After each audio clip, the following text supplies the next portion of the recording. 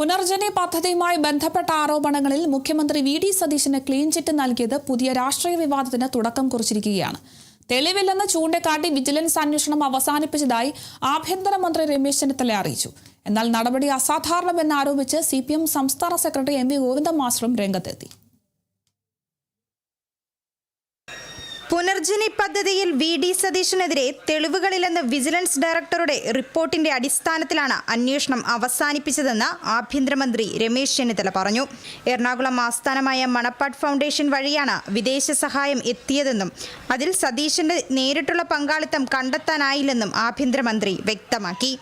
അന്നത്തെ പ്രതിപക്ഷ നേതാവ് ഇന്നത്തെ മുഖ്യമന്ത്രി വി.ഡി. സതീശന് ഒരു പങ്കുമുണ്ടെന്ന് തെളിയിക്കാൻ വിജിലൻസിന് സാധിച്ചിട്ടില്ല.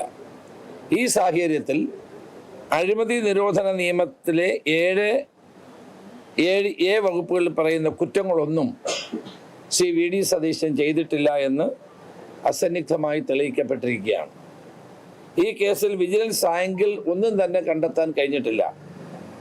അതുകൊണ്ട് ഈ കേസിന്റെ തുടർ നടപടികൾ വേണ്ടെന്നും വിജിലൻസ് ഡയറക്ടറുടെ റിപ്പോർട്ടിൽ വ്യക്തമാക്കുന്നു.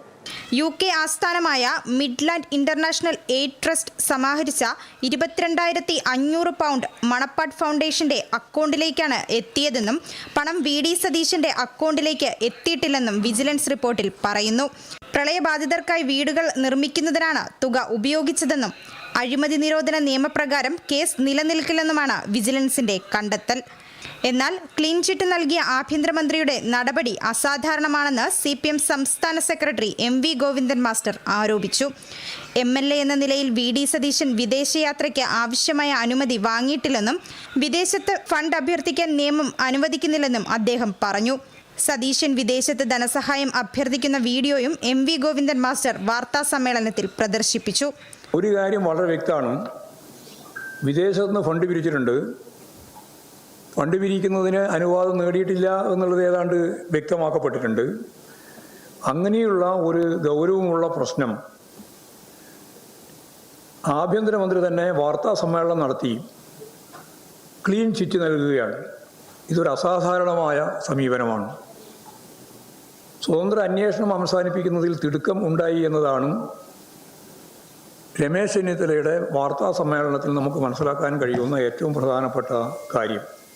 ആരുടെയൊക്കെ സഹായമാണ് ലഭിച്ചത്, എത്ര തുകയാണ് ലഭിച്ചത് തുടങ്ങിയ കാര്യങ്ങളിൽ വിശദമായ അന്വേഷണം വേണമെന്നും M.V. ഗോവിന്ദൻ മാസ്റ്റർ ആവശ്യപ്പെട്ടു. അതേസമയം പരാതി ഉയർന്നതിനെ തുടർന്ന് 2023 മുതൽ നടത്തിയ വിജിലൻസ് അന്വേഷണത്തിൽ വി.ഡി. സതീശനെതിരെ തെളിവുകളില്ലെന്ന നിഗമനത്തിലാണ് അന്വേഷണം അവസാനിപ്പിച്ചത്. Kerala vision news, Thiruvananthapuram.